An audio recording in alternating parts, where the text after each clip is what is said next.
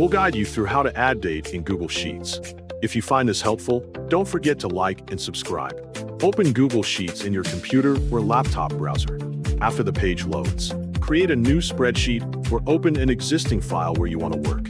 Wait until the spreadsheet loads completely so that all cells and tools are visible on the screen.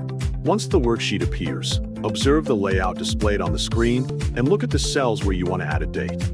Next, click on the specific cell where the date will appear. Make sure the selected cell is active so that it is ready to receive input. After selecting the cell, start typing the date manually using your keyboard. Enter the day, month, and year in the correct order. If necessary, use the standard date format that is commonly used in spreadsheets so the system can recognize it properly. When you finish typing the date, press the Enter key on your keyboard to apply the value. After pressing Enter, observe the date appearing in the selected cell. Check whether the date format is displayed correctly and clearly. If the date does not fit properly in the column, adjust the column width so that the entire date can be seen without being cut off. Once the first date looks correct, you can continue adding more dates in other cells.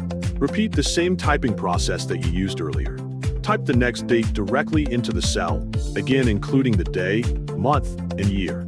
After typing the date, press Enter to apply it to the cell.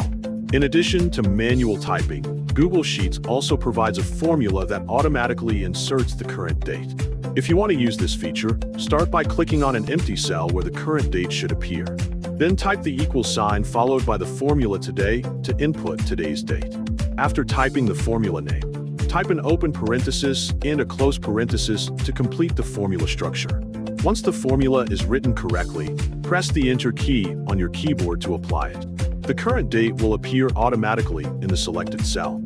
Confirm that the dates appear correctly in the new location. By following these steps, you can continue adding and managing dates to organize your spreadsheet data effectively.